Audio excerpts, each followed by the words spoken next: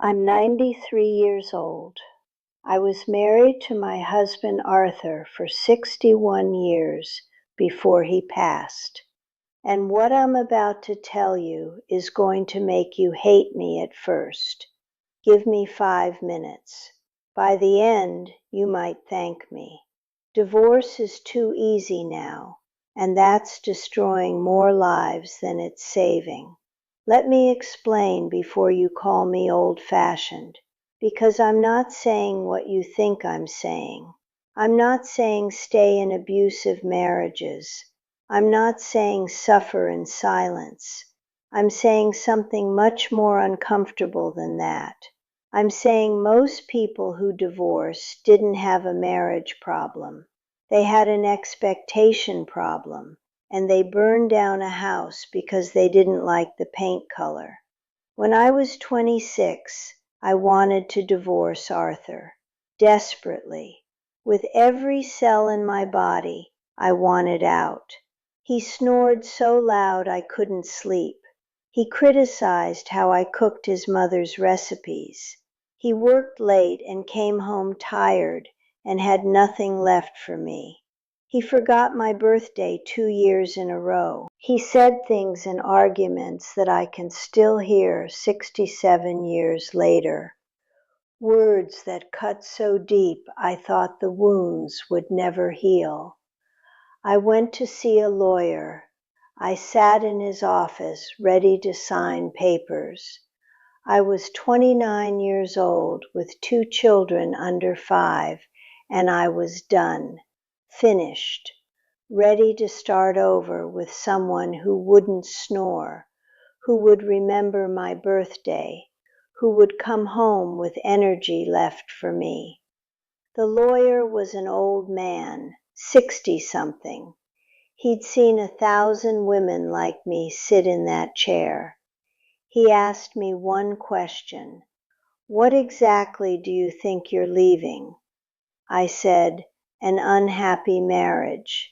He said, no, you're leaving the first chapter. You haven't even gotten to the good part yet. I didn't understand.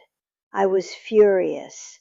I came for help, and he was giving me riddles.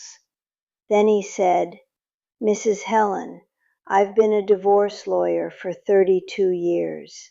I've divorced thousands of couples, and I'm going to tell you something I shouldn't tell you because it's bad for my business. Most of the people I divorce come back to me 5 years later, wanting to divorce their second spouse for the exact same reasons they divorced their first. He let that sit. Then he said, the problem usually isn't the person. The problem is the expectation that marriage should feel like the wedding day forever. It doesn't. It's not supposed to. The wedding is the party. The marriage is the cleanup after. I went home. I didn't file. I decided to give it one more year. That was 64 years ago. Here's what nobody tells you about marriage. The first 10 years are a lie, not the marriage, your expectations. You're still operating on fantasy, on what movies told you, on what your parents' marriage looked like from the outside, on what you imagined love would feel like forever. The first 10 years, you're constantly comparing your real marriage to your imaginary marriage, and your real marriage always loses that comparison.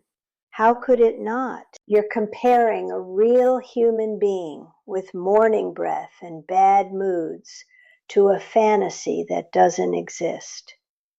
Arthur at 30 was not what I expected. He was stressed and distant and focused on providing for a family in ways I didn't appreciate until decades later. I saw absence. I should have seen sacrifice. Arthur at 40 started to become the man I had actually married him to be.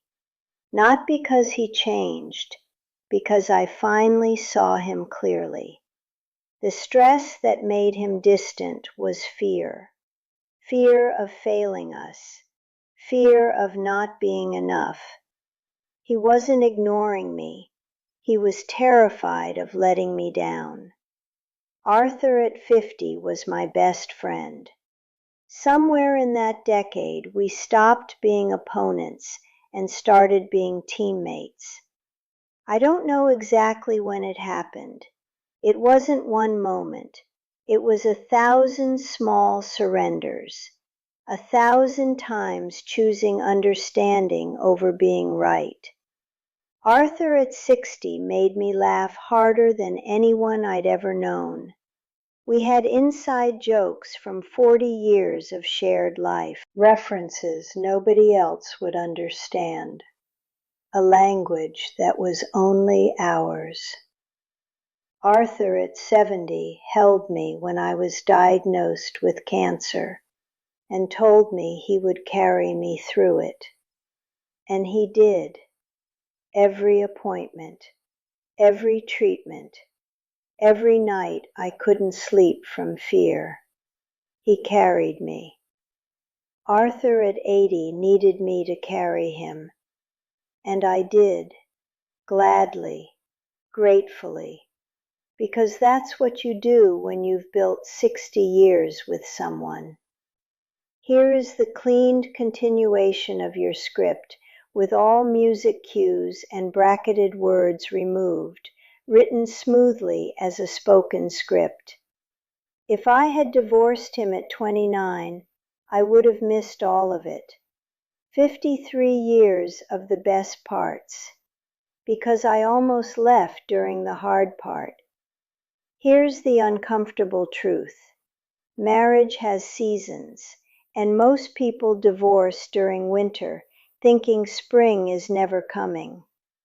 Winter comes for every marriage, the season where you look at each other and feel nothing, where the romance is gone and the friendship is strained, and you wonder why you're even there. That season is not a sign that you married the wrong person. It's a sign that you're in winter. And winter doesn't last forever unless you leave before spring.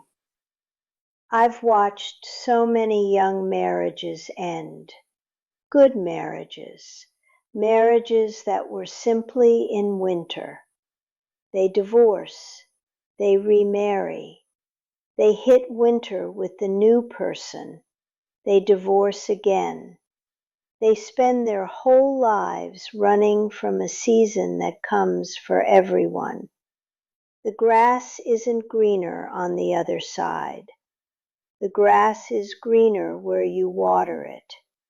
And most people stop watering the moment the lawn turns brown, not realizing that brown lawns can become green again if you just keep watering. I'm not saying never divorce. Some marriages should end. Abuse, cruelty, addiction that refuses treatment, betrayal that continues. Those are reasons to leave. But being bored, being frustrated, being disappointed, those are reasons to work harder, not reasons to leave. Arthur wasn't my soulmate. I don't believe in soulmates. Arthur was a person I chose, and then I chose him again the next day, and the next, and the next. For 61 years of choosing, even when I didn't want to, especially when I didn't want to. The choice is the love, not the feeling. The choice. There were years I stayed out of stubbornness. I'm being honest. Years I stayed because I had committed, and I don't break commitments, not because I felt love. Those years kept me there long enough for the love to come back. And it always came back, different than before, deeper, more real. Young people now feel love fade, and they think it's over. They don't understand that love fades and returns like tides. You don't abandon the ocean because the tide goes out. You wait. The tide comes back. It always comes back if you're still standing on the shore. I'm 93 now.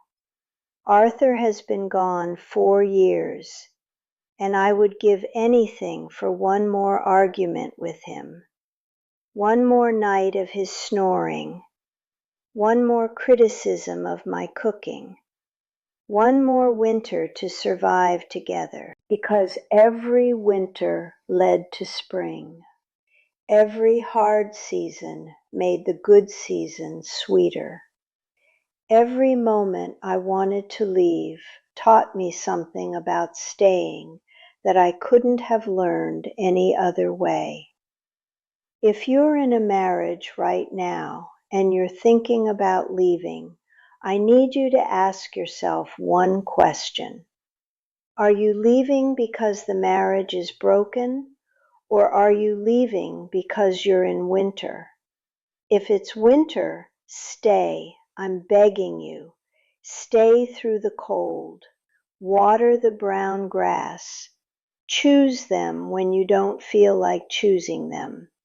Do the hard work that nobody wants to do. Spring is coming. It might be a year away. It might be 5, but it's coming. And when it arrives, you'll look at each other and you'll know. You'll know that the marriage you almost left became the marriage you couldn't live without. I almost left at 29. I'm so grateful I stayed. 61 years of springs because I survived the winters. Stay, please. The good part is coming. You just can't see it yet.